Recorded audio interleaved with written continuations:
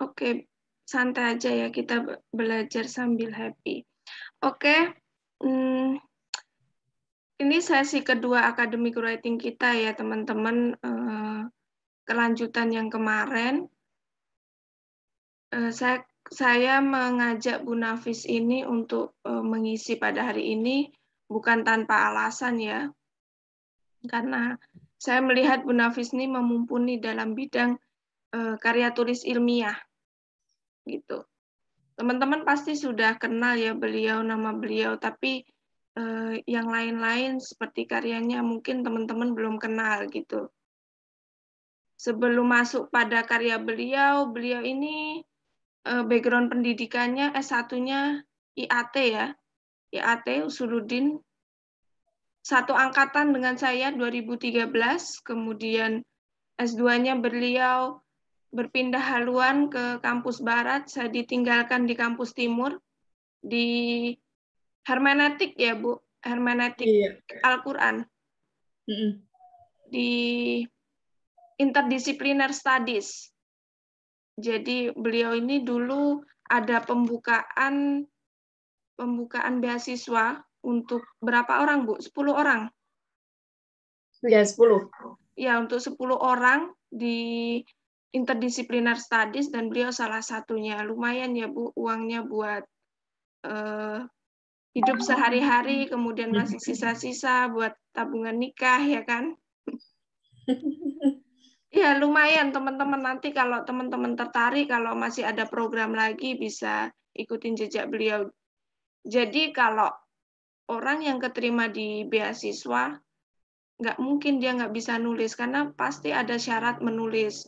Baik itu menulis kompetensi diri kita, kemudian baik itu tulisan-tulisan karya ilmiah, pasti itu di apa ya, dipertimbangkan begitu. Berapa jurnal yang udah kamu terbitkan begitu tuh pasti orang yang dapat beasiswa itu pasti dipertimbangkan begitu. Kemudian untuk karya beliau ada beberapa karya jurnalnya, misalnya konstruksi pemahaman masyarakat terhadap hadis kullu bid'atin dolalah. Kemudian dalam bahasa Inggris ada juga The Concept of Justice in the System of the Confliction atau Contextualization of Surah Al-Maidah ayat 44 sampai 47 ya, Application of Abdullah Said Contextual Approach.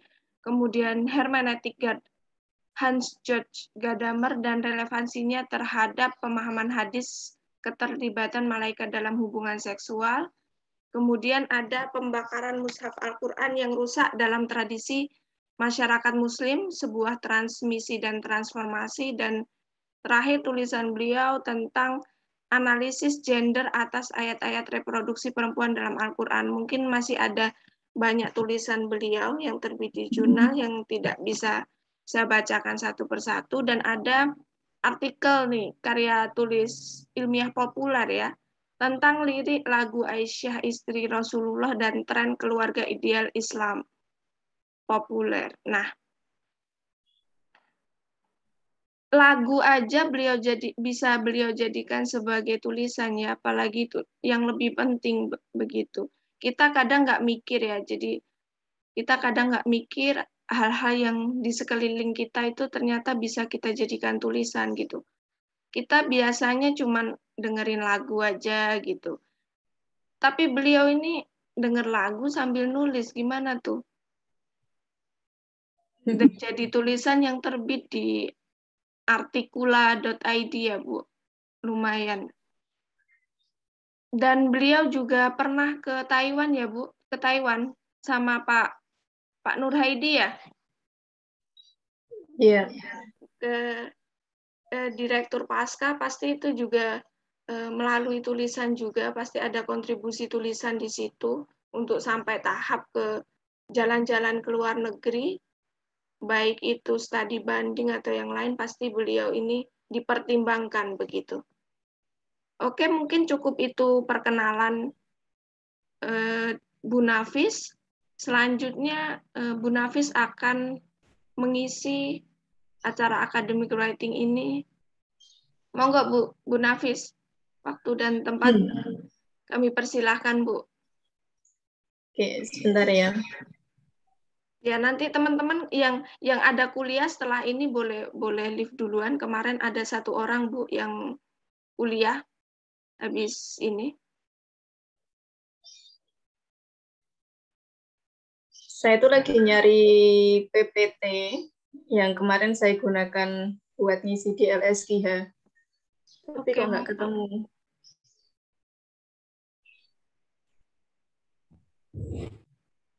Oh, ini.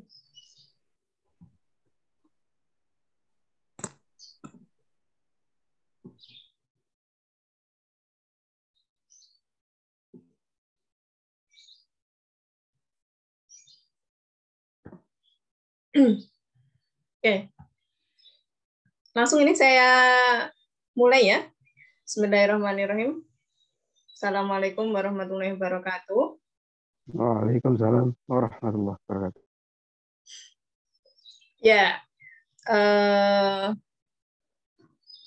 selamat datang buat teman-teman semua di luar kelas tauhid ya. Besok sudah mulai luring, ataukah pada nggak daftar ini? Daftar, Bu. Saya Daftar. belum, Bu. Yang ini? Yang Kalau- teman-teman ini? Adakah yang sudah daftar PTM? Daftar, Bu. Daftar? Iya. Iya, kalau sudah ada yang daftar, kita mulai PTM. Kalau belum, berarti kita belum mulai gitu. Oke, mungkin berbeda ya. Kalau sebelumnya di kelas tauhid kita membahas tentang pemikiran-pemikiran tentang keilmuan. Tapi di sini kita lebih membahas kepenulisan. Yang namanya kepenulisan itu harus mengikuti peraturan tertentu, mengikuti sistematika tertentu. Jadi sifatnya dalam hal kepenulisan itu nggak bisa bebas dan nggak bisa asal. Jadi harus mengikuti ketentuan-ketentuan yang ada.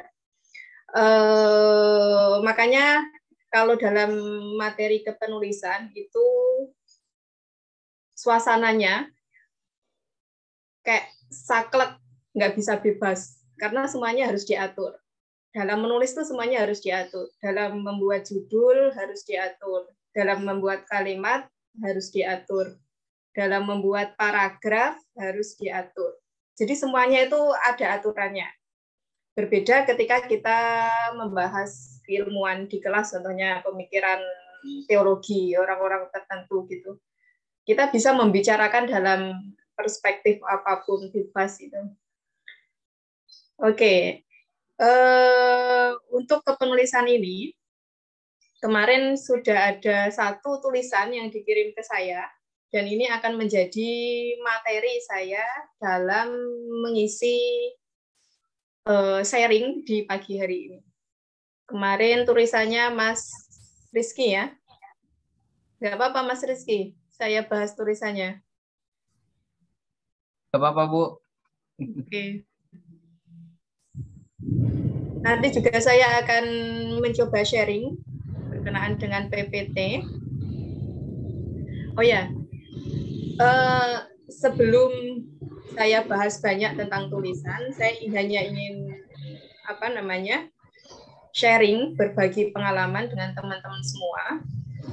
Karena mumpung masih semester 1, jadi belum begitu telat, bahkan belum telat sama sekali untuk memulai menulis. Gitu. Karena ketika teman-teman kuliah, berarti teman-teman sudah memutuskan untuk masuk di dunia akademik. Dan yang namanya dunia akademik itu identik dengan kepenulisan atau penelitian. Itu tidak bisa dipisahkan dari keseharian teman-teman nantinya. Dalam membuat makalah harus nulis. Nanti ketika lulus dalam membuat skripsi kan harus nulis juga. Jadi semuanya serba kepenulisan. Dan ketika teman-teman nanti setelah lulus S1 memutuskan untuk berkarir di dunia akademik, syarat mutlak yang harus dimiliki itu adalah tulisan. Nah, itu jadi kalau teman-teman memutuskan berada di dunia akademik, berkarir di dunia akademik, tulisan itu adalah sebuah keharusan. Oke. Yang namanya tulisan itu tidak sempurna kalau tidak dipublikasi. Jadi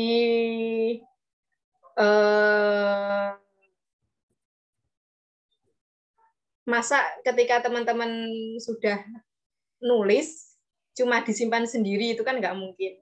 Jadi harus dipublikasikan, diperlihatkan kepada khalayak, kepada masyarakat umum tentang hasil tulisan dari kita. Nah, publikasinya dalam bentuk apa? Macam-macam, tergantung teman-teman ingin mempublikasikannya di mana. Kalau mau tulisan bebas, bisa di portal-portal tertentu. Kalau mau yang lebih akademik, teman-teman bisa mempublikasikan di jurnal-jurnal tertentu. Kan ada jurnal-jurnal, semua jurnal itu sekarang menerima tulisan mahasiswa juga. Atau bisa dipublikasikan dalam proceeding. Nah, itu biasanya lomba karya tulis ilmiah itu dipublikasikan dalam bentuk proceeding atau buku-buku yang di dalamnya itu berisi tulisan-tulisan mahasiswa yang lomba. Jadi nulis tanpa publikasi itu nggak lengkap. Gitu, tidak sempurna. Lah buat apa nulis kalau seandainya tidak diketahui oleh orang lain gitu. Lah, pengalaman saya kalau dulu selama kuliah S1, saya sudah mempublikasikan tulisan itu semester 5. Semester 1 belum tertarik dengan tulisan karena masih adaptasi. Ini teman-teman masih semester 1 ya. Semester 2 juga masih adaptasi dengan tulisan. Jadi belum terlalu paham banget dengan tulisan. Semester 3 sudah mulai ikut karya tulis ilmiah. Jadi kalau ada lomba karya tulis ilmiah itu iseng aja ikut. Niatnya bukan untuk menang, tapi niatnya untuk melatih skill kepenulisan. Di semester 5 ada satu jurnal terbit. Itu semester 5 jurnal 1. Semester 6 itu terbit juga dalam bentuk proceeding. Itu waktu itu saya ikut kompetisi paper karya tulis ilmiah tingkat nasional, juga terbit semester 6. Dan skripsi saya pun juga terbit dalam bentuk jurnal. Dan semuanya yang terbit itu pada mulanya adalah makalah kelas. Yang saya presentasikan dalam perlombaan nasional itu adalah makalah kelas. Bukan secara khusus saya menulis untuk jurnal tertentu, enggak. Jadi awalnya karena menulis ilmiah, menulis makalah. Jadi ketika menulis makalah, saya berusaha mengoptimalkan bagaimana cara menulis makalah kelas yang baik dan benar. Nanti makalahnya akan dikoreksi sama dosen. Nah, semua koreksian dosen itu saya terima dan saya perbaiki. Untuk perbaikan makalah. Baru setelah itu saya kirim ke jurnal. Saya kirim untuk lomba gitu. Jadi tidak terlalu melelahkan sebenarnya untuk publikasi. Karena semuanya berasal dari kelas gitu, makalah kelas. Waktu saya S2 pun seperti itu.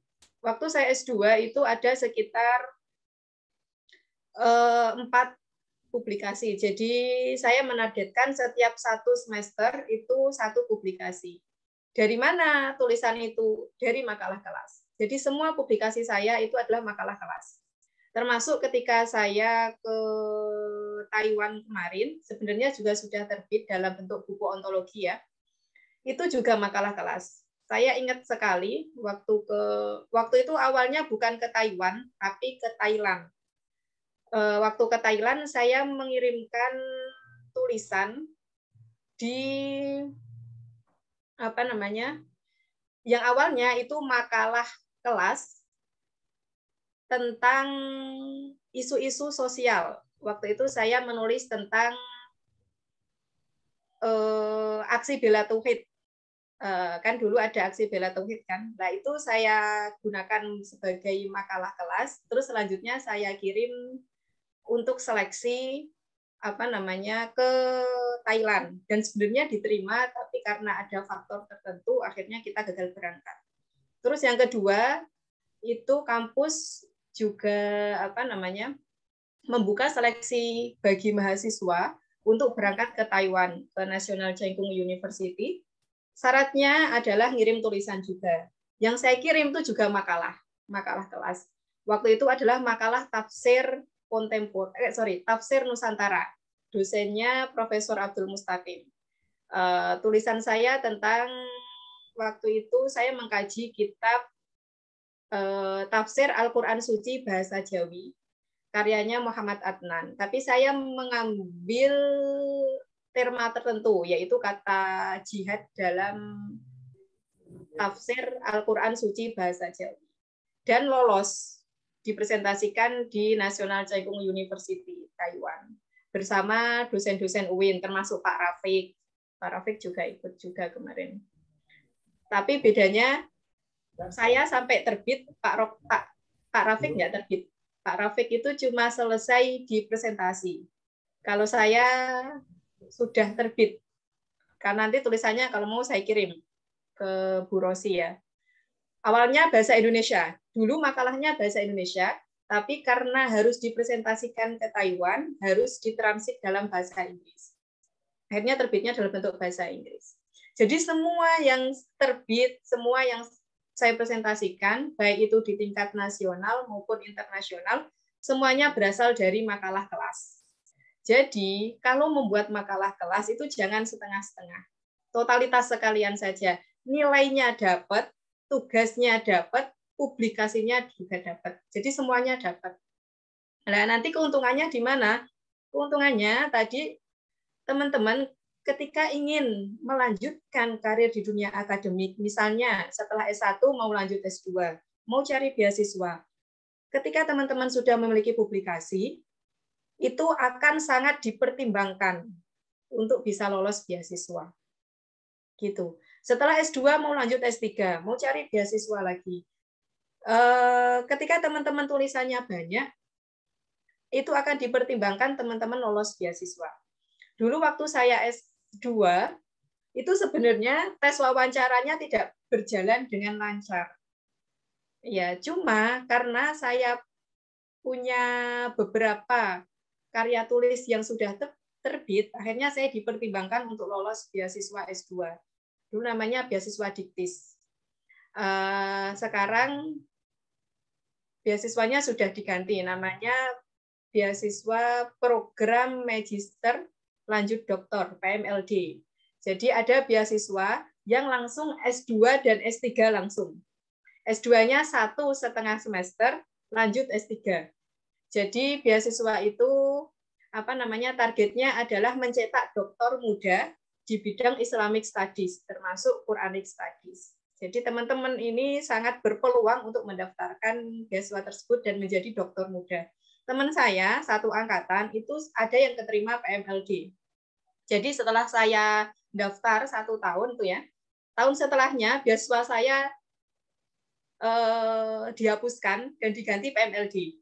Teman saya ada yang lolos, adik angkatan saya, anak IAT juga itu ada yang lolos. 3 orang dari IAT, UIN Sunan Kalijaga Jakarta, itu menerima beasiswa PMLD. Dan sekarang sudah menyelesaikan S2-nya dalam waktu 1,5 tahun, dan sekarang sedang menempuh pendidikan S3 di usia 25 tahun. Kan keren itu. Dari mana? Yaitu pertimbangannya adalah publikasi. Jadi teman-teman ini kan baru semester 1. Jadi masih banyak peluang buat teman-teman nulis. Oke, itu ya. Itu seputar pengalaman dalam hal kepenulisan. Untuk selanjutnya, kemarin sudah dikirimkan tulisannya Mas Rizky. Saya akan mencoba membedahnya. Saya tidak akan membahas panjang lebar, cuma inti-intinya saja ya.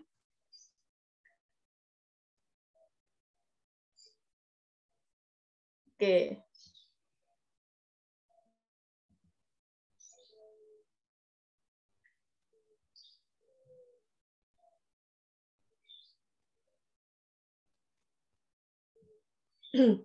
Oh ya, satu lagi.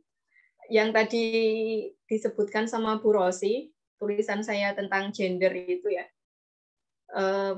Kemarin sepertinya sudah mulai dibedah sama Bu Rosi ya. Itu juga materi sebenarnya. Materi saya mengajar di kelas.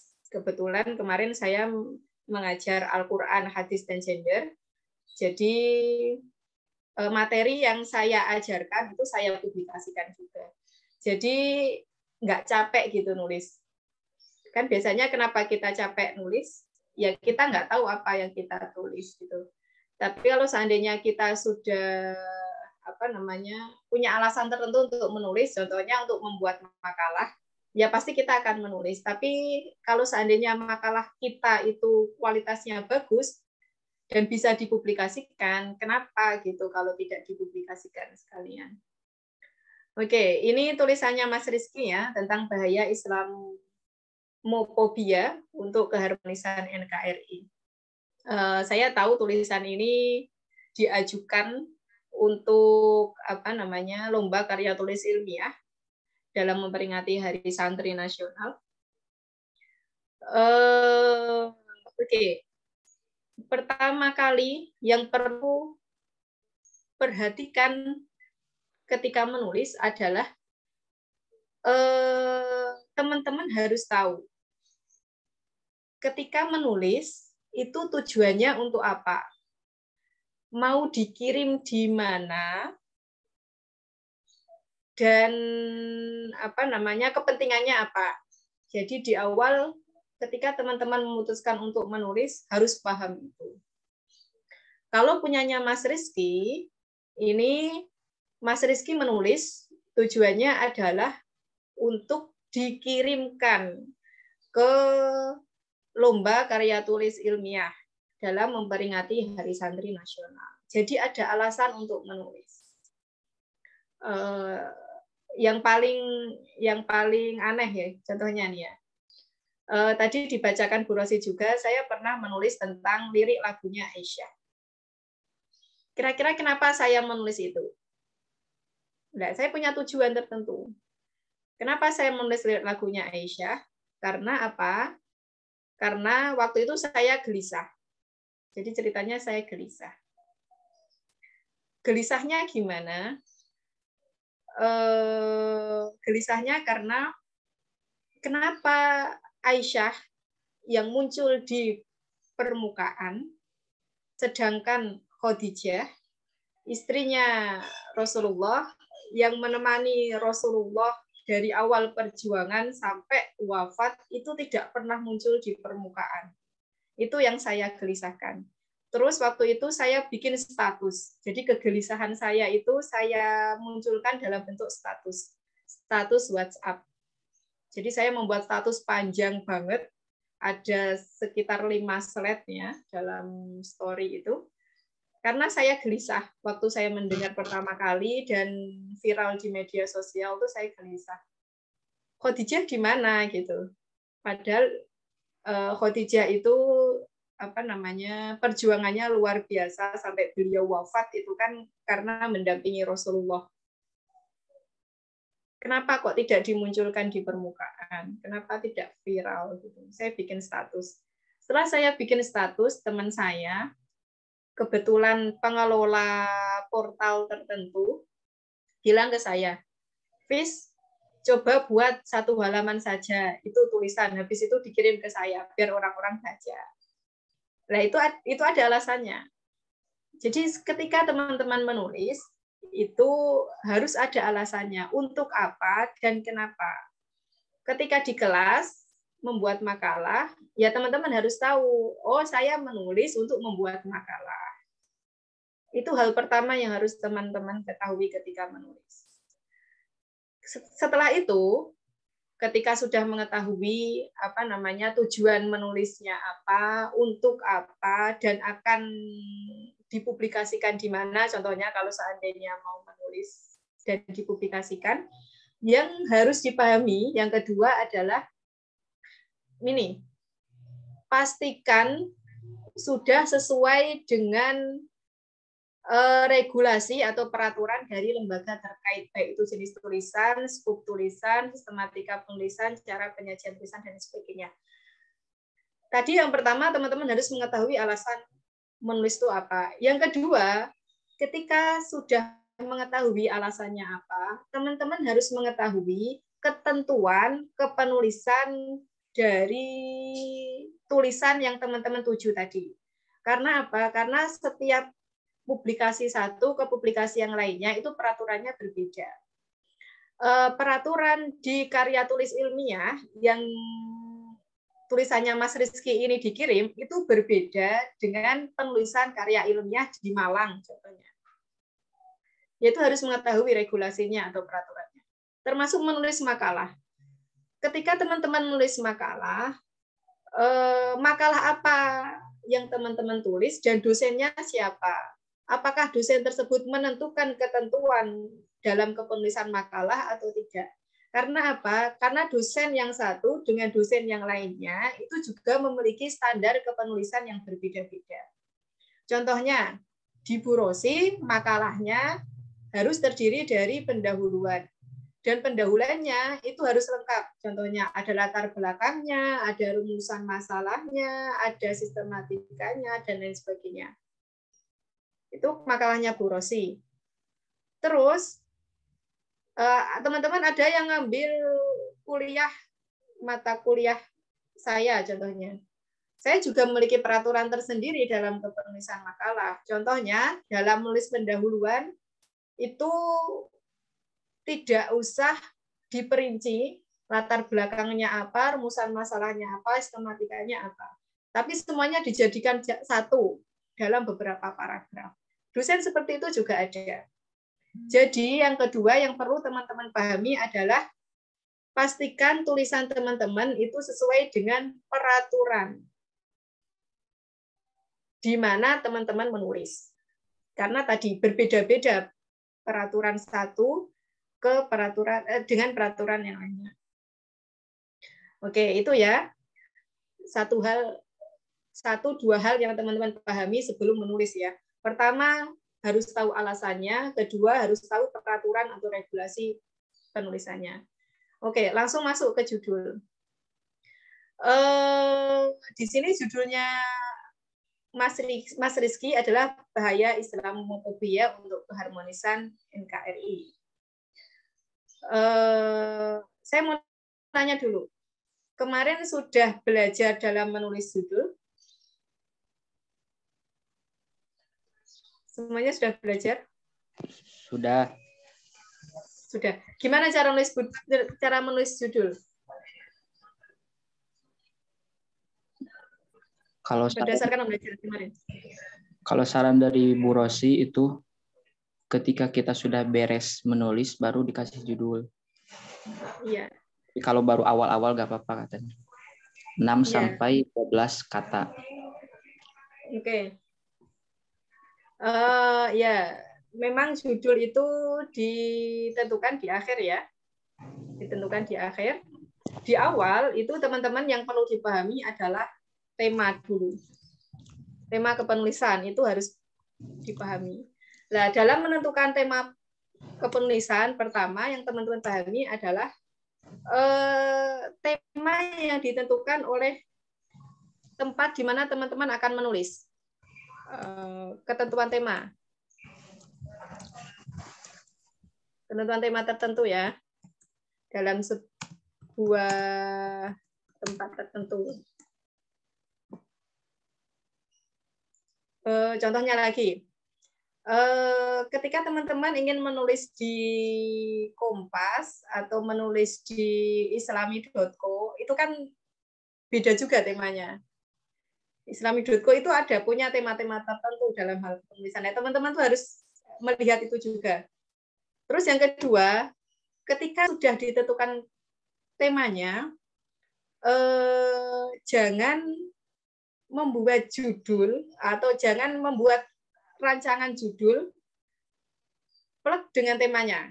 Karena apa? Karena biasanya tema itu hanya mencakup objek material saja. Apa itu objek material? Pernah dengar objek material nggak? Objek material itu adalah objek yang mau ditulis. Itu objek material. Materi yang mau ditulis. Tema besar yang mau ditulis itu objek material. Rancangan judul atau rencana judul itu tidak hanya mencangkup objek materialnya saja, tapi juga harus mencangkup objek formal. Apa itu objek formal? Metodologi dan pendekatan, Bu. Iya. Jadi kita ingin melihat objek material itu dari sisi mana? Dua ini harus ada nantinya di judul. Contohnya gini, teman-teman ingin menulis tentang gajah. Itu objek materialnya gajah. Tulisan yang baik itu adalah tulisan yang jelas dari sisi mana teman-teman nanti akan menulis tentang gajah. Apakah dari sisi atas, atau sisi bawah, atau sisi belakang, atau sisi samping, atau sisi depan. Itu harus jelas. Jadi teman-teman ingin melihat objek material itu dari sisi mana. Nah, itu harus jelas. Karena apa? Karena manusia itu terbatas. Penglihatan manusia itu terbatas. Kita tidak akan mungkin melihat atau menulis sebuah objek itu secara keseluruhan tanpa sudut pandang tertentu atau tanpa dari kacamata tertentu. Jadi harus jelas. Ya. Kalau punya Mas Rizky, udah dikirim ya Mas ya ini ya? Iya, Bu. Udah. Ini kan kemarin saya lihat pamfletnya, bahaya Islamofobia untuk keharmonisan NKRI itu adalah tema yang ditentukan oleh panitia lomba. Ya, ini masih objek material. Bahaya Islamofobia untuk keharmonisan NKRI itu masih objek material, itu masih umum, masih keseluruhan. Nah, kira-kira Mas Rizky ini ingin melihat bahaya Islamofobia dari sudut mana? Itu harus jelas. Contohnya, tak kasih judul. Bahaya Islamofobia untuk keharmonisan NKRI dalam perspektif atau enggak melalui reinterpretasi ayat-ayat jihad dalam Al-Quran. Nah, jadi Mas Rizky ingin melihat bahaya Islamofobia melalui penafsiran ayat jihad dalam Al-Quran. Nah, itu kan sudah ada objek formalnya. Dari sudut mana? Dari sudut penafsiran ayat-ayat jihad dalam Al-Quran. Contoh lain, bahaya Islamofobia untuk keharmonisan NKRI dalam perspektif psikologi Islam. Jadi ingin melihat bahayanya melalui kacamata atau dengan kacamata psikologi Islam. Jadi harus dibatasi. Karena apa tadi? Karena kemampuan manusia itu terbatas. Tidak mungkin melihat objek tertentu itu secara keseluruhan. Jadi harus dibatasi juga. Contohnya gini juga. Teman-teman ingin menulis tentang penafsiran jihad dalam Al-Quran, contohnya. Itu objek materialnya. Itu masih umum sekali itu. Itu masih keseluruhan. Perlu dibatasi dengan kacamata tertentu. Jadi untuk melihat penafsiran jihad dalam Al-Quran harus dibatasi dengan kacamata tertentu. Contohnya, penafsiran jihad dalam Al-Quran perspektif Quraisy Shihab contohnya. Berarti teman-teman ingin melihat penafsiran jihad dalam Al-Quran hanya kacamatanya Quraisy Shihab saja. tidak kacamatanya Tobari, tidak kacamatanya Qurtubi, tidak kacamatanya Ibnu Katsir, tidak kacamatanya Maududi, dan lain sebagainya. Jadi dalam menulis, menentukan tema itu juga harus jelas mana objek material sama objek formalnya gitu. Itu ya, itu judul.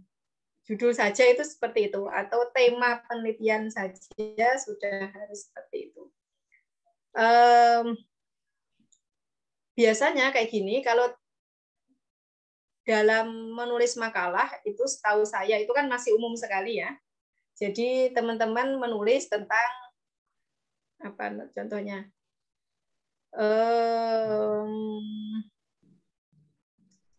Besok ada kuliah tafsir ayat-ayat sosial contohnya, biasanya satu kelompok itu menulis tentang ayat-ayat tertentu dalam Al-Quran. Contohnya ayat-ayat gender dalam Al-Quran. Itu luas sekali itu.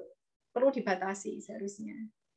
Nah, membatasinya apa? Lah membatasinya tadi tentang kacamata yang akan kita gunakan untuk melihat objek yang akan kita tulis. Gitu ya. Dulu jurnal pertama saya itu tentang hadis sosial, mata kuliah hadis sosial. Jadi saya mendapatkan tugas makalah, judulnya itu hadis kullu bid'atin dolalah. Kullu bid'atin dolalah. Wa kullu dolalatin finnar. Tugas saya itu. Jadi saya mendapatkan tugas dari dosen, mendapatkan bagiannya tentang hadis hadis bid'ah. Teman saya ada yang mendapatkan hadis tentang ta'aruf, hadis tentang rumah tangga. Jadi beda-beda tiap kelompok. Dan kebetulan saya bid'ah, hadis tentang bid'ah. Masih umum sekali hadis tentang bid'ah. Nah, saya hanya melihatnya dari kacamata apa? Dari kacamata konstruksi sosial. Bagaimana hadis bid'ah tersebut dikonstruksikan dalam masyarakat yang ada di Indonesia, baik oleh masyarakat Muhammadiyah ataupun masyarakat Nahdliyin atau NU gitu. Jadi hanya dalam skup kecil saja gitu. Nggak mungkin keseluruhan. Saya nggak mungkin membahas hadis kullu bid'atin dolalah secara keseluruhan.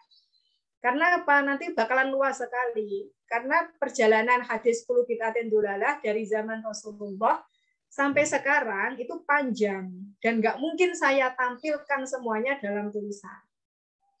Nah, itu keterbatasan manusia itu kaitannya. Makanya harus dibatasi dalam menentukan tema kepenulisan. Gitu. Itu untuk judul ya. Kira-kira teman-teman kalau sudah nulis, sudah punya gambaran, harusnya sudah punya gambaran. Mau nulisnya apa? Dari sisi mananya? Dari sisi mananya yang mau ditulis. Oke, itu. Itu yang pertama ya. Terus selanjutnya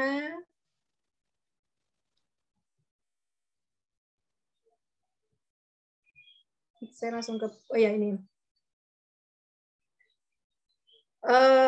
Kalau makalah kelas ini sudah bagus ya, punyanya Mas Rizky.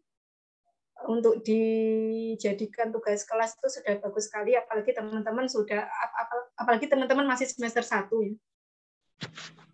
Oke, saya mau nanya Mas Rizky dulu. Di lomba karya tulis ilmiah dalam memperingati Hari Santri, apakah ditentukan sistematikanya seperti apa? Ditulisannya cuma sesuai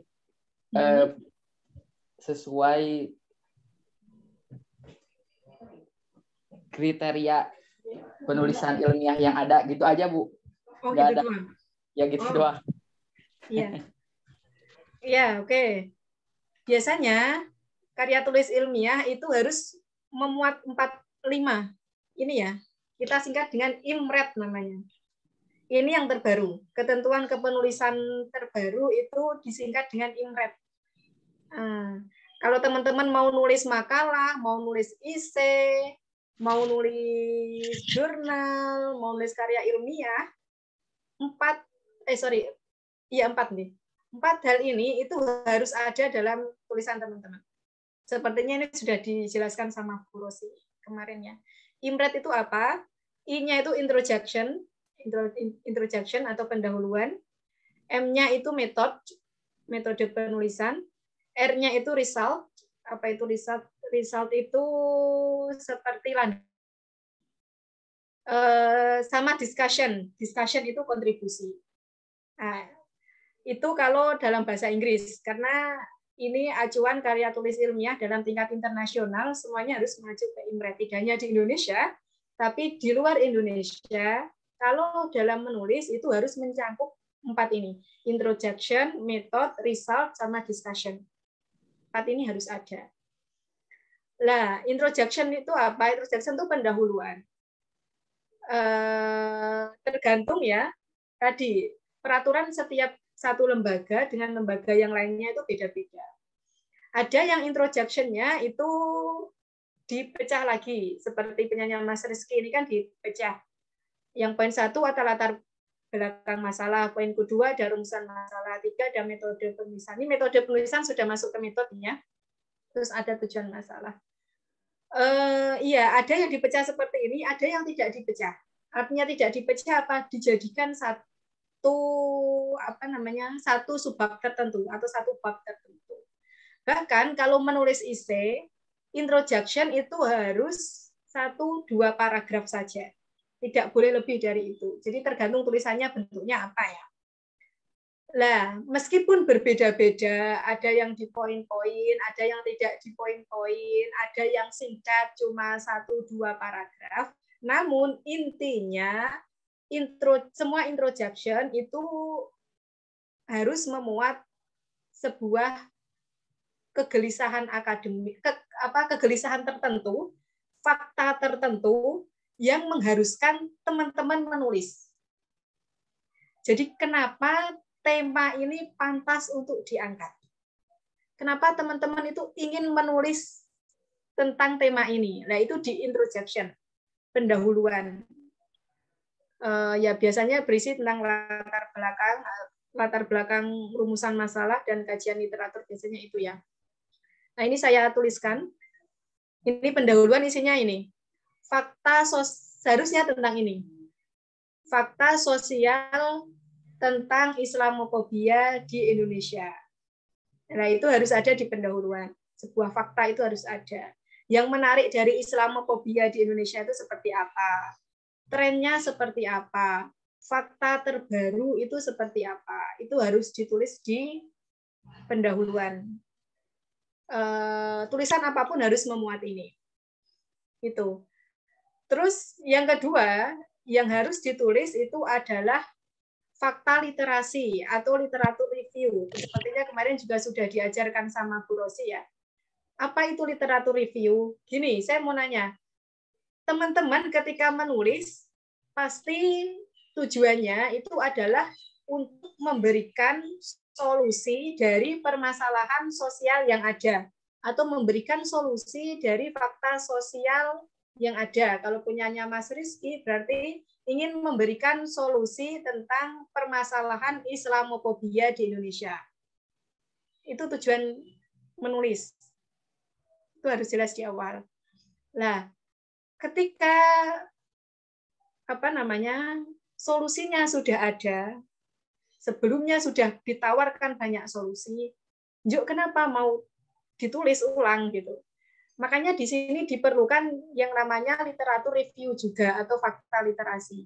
Fakta literasi atau literatur review itu adalah teman-teman melihat karya sebelumnya tentang Islamofobia. Solusinya seperti apa? Solusi yang ditawarkan itu seperti apa? Dalam perspektif mana solusinya itu? Nah, kalau sudah ada semua, ya udah nggak usah ditulis.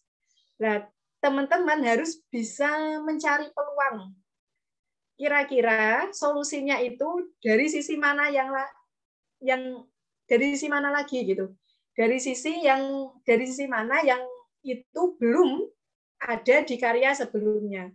Itu fungsi dari literatur review seperti itu. Jadi untuk mencari gap atau mencari peluang, kira-kira kontribusi tulisan ini itu dari sisi mananya gitu. Kalau solusi Islamofobia sudah ada sebelumnya, dilihat dulu solusinya itu dari sisi mana. Solusi dari sisi sosialkah? Ternyata dari sisi sosial sudah ada. Oh ya udah, berarti saya nggak mau nulis tentang ini. Solusi dari sisi psikologi Islam. Oh ternyata juga sudah ada. Ya udah, berarti nggak tak tulis. Solusi dari penafsiran ayat-ayat Al-Quran. Dicek. Oh ternyata sudah ada. Oh berarti nggak jadi tak tulis. Dan terakhir, ternyata solusi dari solusi Islamofobia melalui peneladanan terhadap Rasulullah. Ternyata belum ada. Oh ya udah, berarti saya nulis ini aja. Itu fungsi dari literatur review atau fakta literasi. Jadi dalam menulis, teman-teman juga harus tahu itu. Jadi untuk mencari gap, biar tidak mengulang dalam menulis. Kalau sudah ditulis, kenapa harus ditulis lagi kan gitu? Nah, itu juga harus ada di pendahuluan. Jadi dipaparkan saja.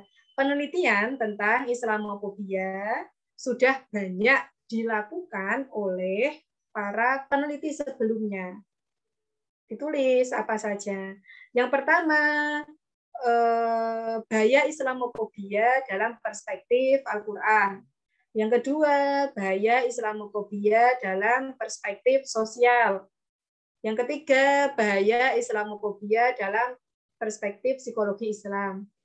Nah, di sini belum ditemukan karya tentang bahaya Islamofobia melalui peneladanan sifat-sifat Rasulullah.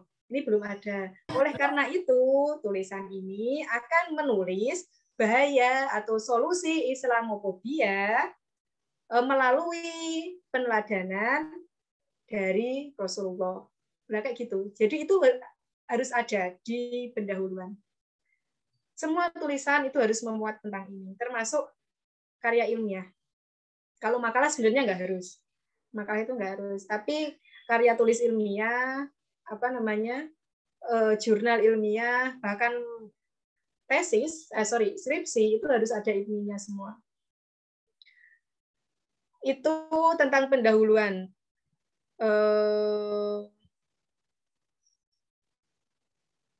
Terus yang kedua, ada istilahnya metode. Metode itu metode yang digunakan dalam penelitian atau kepenulisan. Jadi metodenya juga harus jelas, ya. Apakah deskriptif analitik, ataukah mau metodenya lapangan, dan lain sebagainya. Saya rasa kemarin sudah diajarkan sama Bu Rosi ya tentang metode kepenulisan. Terus yang ketiga ada istilahnya result. Result itu apa? Result itu adalah data atau landasan teori tentang Islamofobia. Jadi data-data tentang objek material. Data-data dari objek yang akan dikaji. Itu namanya result. Kalau punyanya Mas Rizky, ini objek materialnya adalah bahaya Islamofobia untuk keharmonisan NKRI. Itu harus dijelaskan dalam result semuanya. Islamofobia itu apa? Faktor-faktor yang menjadi penyebab kemunculan Islamofobia itu apa? Bahaya yang ditimbulkan Islamofobia untuk NKRI itu apa? Itu sudah ada di result. Semuanya harus dicantumkan. Itu di result. Nah, ini pembahasannya Mas Rizky sudah sesuai ya. Ini masuknya ke result semuanya. Semuanya masuk ke result. Dan yang terakhir baru discussion. Discussion itu apa? Discussion itu adalah sumbangsih. Sumbangsih kepenulisan, sumbangsih tulisan dari teman-teman itu apa? Kalau contohnya tadi sumbangsihnya itu memberikan solusi Islamofobia di Indonesia dalam perspektif peneladanan Rasulullah gitu. Ini dijelaskan di discussion. Bagaimana Rasulullah dalam bersikap terhadap orang-orang non-Islam, orang-orang Yahudi, orang-orang Nasrani, sehingga mereka tidak fobia terhadap Islam. Nah, itu dijelaskan di discussion. Jadi sumbangsinya itu di discussion. Baru terakhir yaitu conclusion, itu kesimpulan. Intinya nulis itu seperti itu. IC, dalam menulis IC, itu juga seperti ini. IC itu kan cuma 4 halaman contohnya. Di paragraf pertama, kedua, itu mencakup introduction. Jadi fakta tentang objek kepenulisan teman-teman. Faktanya seperti apa. Setelah menjelaskan introduction, tulis karya-karya terdahulu seperti apa. Untuk mencari gap atau posisi tulisan kita di mana. 1 paragraf saja. Paragraf setelahnya metodenya apa. Setelahnya paragraf setelahnya 1 paragraf aja, nggak usah banyak-banyak. Paragraf setelahnya tentang result. Islamofobia adalah bla bla bla bla. 1 paragraf saja. Paragraf setelahnya faktor-faktor yang menyebabkan kemunculan Islamofobia, bla bla bla, 1 paragraf saja. Setelah itu ternyata keberadaan Islamofobia di Indonesia itu sangat membahayakan NKRI. 1 paragraf atau 2 paragraf saja. Baru setelahnya untuk itu perlu dicarikan solusi. Di sini kita bisa meneladani sikap-sikap Rasulullah, bla bla bla. Baru terakhir kesimpulan. Setelah selesai tulisan. Itu isi. Yang cuma 4 halaman atau 3 halaman. Isi itu kan cuma 3-4 halaman. Jadi dalam menulis segala sesuatu harus diawali dengan fakta sosial, permasalahan sosial, tren sosial yang sedang berkembang saat ini. Dan tujuannya itu adalah menyelesaikan atau menjelaskan kenapa fakta sosial itu bisa terjadi. Jadi jelas alurnya, alur berpikir dalam kepenulisan itu jelas. Jadi mungkin seperti itu dulu untuk pembedahan tulisannya Mas Rizky. Saya tidak akan membahas secara spesifik. Ini contohnya sebenarnya bisa dibahas secara spesifik. Contohnya ini yangnya seharusnya kecil, nggak perlu besar. Nah ini koreksi yang tersendiri sebenarnya. Ini D-nya gede, ini D-nya kecil, ini K-nya besar. Ini kalau mau spesifik ya. Makanya dalam menulis itu perlu juga dikoreksi ya.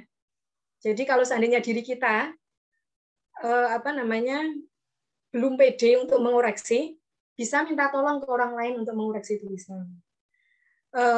Bisa temannya suruh baca atau temannya suruh mengoreksi. Atau enggak bisa ke dosennya, minta tolong ke dosennya. Pak, Bu, ini besok saya mau ikut lomba.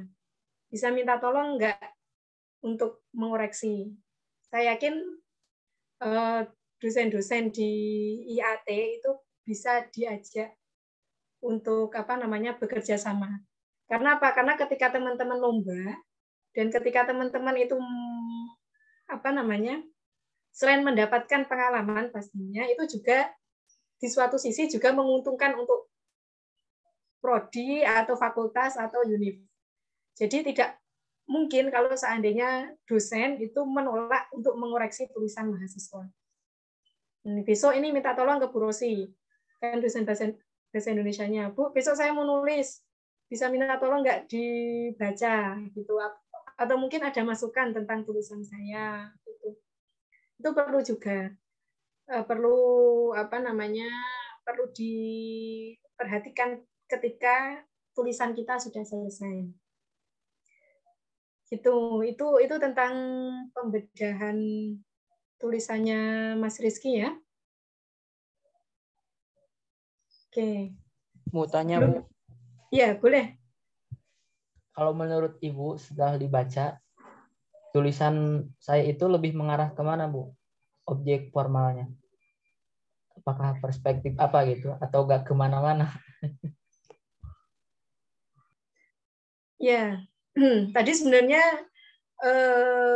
Mas Rizky itu ingin memberikan sebuah solusi, ya kan? Ingin memberikan sebuah solusi, tapi saya belum membaca solusinya, Mas. Coba nanti saya baca. Tadi solusinya apa tadi, Mas?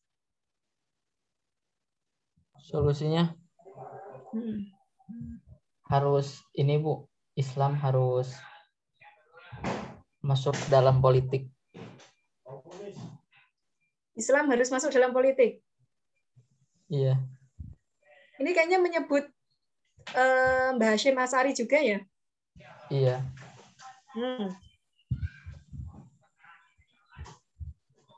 Ya kayak gini bisa. Contohnya gini. Solusi Islamofobia di Indonesia, karena tadi Mas Rizky itu kan secara khusus menampilkan sosok Mbah Hashim Asy'ari, bagaimana dulu Mbah Hashim Asy'ari itu masuk dalam lingkungan politik di awal-awal kemerdekaan, bahkan beliau juga ikut berperan dalam kemerdekaan untuk menghilangkan Islamofobia, kan? Itu bisa jadi juga dari perspektif itu saja, melalui apa namanya, ya udah keterlibatan Islam atau Muslim di dunia politik, kayak gitu juga bisa. Atau enggak solusi Islamofobia di untuk keharmonisan NKRI dalam perspektif sejarah awal kemerdekaan. Tapi nanti tidak hanya merujuk ke Mbah Hashim Asy'ari juga. Soalnya banyak orang-orang pesantren yang masuk di dunia politik di awal kemerdekaan.